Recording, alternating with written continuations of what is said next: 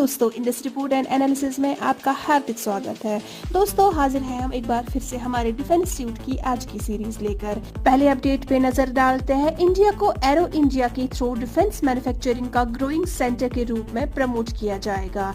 जी हाँ दोस्तों, इंडिया का biennial aerospace exhibition arrow India 10 to 14 फरवरी 2025 के बीच यलहंका बेंगलोर में होगा।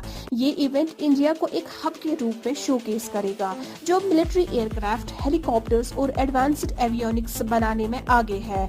इसमें एयर डिस्प्लेस और मिलिट्री प्लेटफॉर्म्स की स्टैटिक एग्जिबिशंस भी होंगी। Theme the runway to a billion opportunities के साथ ये इंडियन और फॉरेन फर्म्स के बीच पार्टनरशिप्स को प्रमोट करेगा, इंडिजनाइजेशन को एक्सेलरेट करेगा और ग्लोबल वैल्यू चेन्स को एक्सप्लोर करेगा। हाइलाइट्स में defence ministers, conclave, CEOs round table और इंडियन पैविलियन शामिल होंगे जो मेक इन इंडिया इनिशिएटिव और कटिंग एज डिफेंस टेक्नोलॉजीज को दिखाएंगे। इंडियन स्टार्टअप्स भी अपने state of the art products showcase करेंगे। दोस्तों, पहले 3 दिन बिजनेस फोकस्ड होंगे जबकि 13 और 14 फरवरी पब्लिक के लिए ओपन रहेंगे। Dynamic aerobatic displace, live technology demos और सेमिनार्स को एक इमर्सिव एक्सपीरियंस प्रोवाइड करेंगे।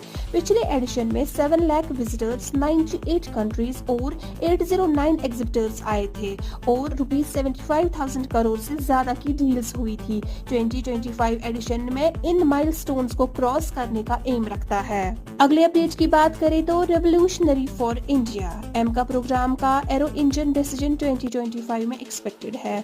जी हाँ दोस्तों, इंडिया अपने एडवांस्ड मीडियम कॉम्बैट एयरक्राफ्ट यानी एम का प्रोग्राम के लिए एक इम्पोर्टेंट डिसीजन लेने की कगार पर है। ये 5th generation stealth fighter 110 KM thrust engine की जरूरत रखता है।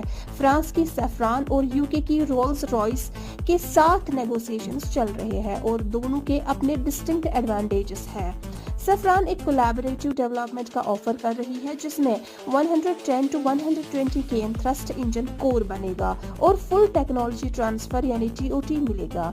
इसे इंडिया इंजन को मैन्युफैक्चर, मॉडिफाई और अपग्रेड कर सकेगा जो मेक इन इंडिया और सेल्फ रिलायंस गोल्स के साथ अलाइन करता है। रोल्स रॉयस अपनी EJ200 जैसे इंजन की एक्सपर्टाइज के साथ को डेवलपमेंट का ऑफर कर रही है, लेकिन इंटेलेक्चुअल प्रॉपर्टी राइट्स अपने पास रखना चाहती है जो इंडिया के लॉन्ग टर्म एरोस्पेस स्ट्रेटेजी को इम्पैक्ट कर सकता है। एमका को हाई थ्रस्ट एफिशिएंसी और स्टील्थ कैपेबिलिटीज चाहिए जो इस डिसीजन को टेक्निकल और स्ट्रेटेजिक दोनों बनाता है। सैफ्रॉन का फुल TOT सेल्फ रिलायंस को प्रमोट करता है जबकि रोल्स रॉयस का प्रूवन टेक्नोलॉजी और को डेवलपमेंट अप्रोच भी स्ट्रॉन्ग अपील रखता है। दोस्तों, अगले अपडेट में आपको बता दें, Indian navy French saffron class submarine के पंप जेट प्रोपल्शन टेक्नोलॉजी को ध्यान से मॉनिटर करेगी। जी हाँ दोस्तों, फ्रांस के Suffren class nuclear powered attack submarine जो advanced pump jet propulsion technology से इक्विप्ड है, इंडिया में Charles de Gaulle carrier battle group के स्ट्रेटेजिक विजिट के दौरान आया। ये विजिट मिलिट्री कोऑपरेशन को हाईलाइट करता है और इंडिया को एडवांस्ड सबमरीन टेक्नोलॉजी को एक्सपीरियंस लेने का मौका देता है। फ्रांस ने pump jet propulsion system share करने का प्रपोजल दिया है जो ट्रेडिशनल प्रोपेलर्स का एक क्वाइटर और स्टील थियर अल्टरनेटिव है और मॉडर्न नेवल वॉरफेयर के लिए बहुत जरूरी है। इंडिया की नेवी जो P-76 और P-77 प्रोग्राम्स के अंडर न्यूक्लियर सबमरीन्स डेवलप कर रही है, इस टेक्नोलॉजी को अडॉप्ट करने में इंटरेस्टेड है ताकि अपनी स्टील्थ और कॉम्बैट कैपेबिलिटीज एनहांस कर सके।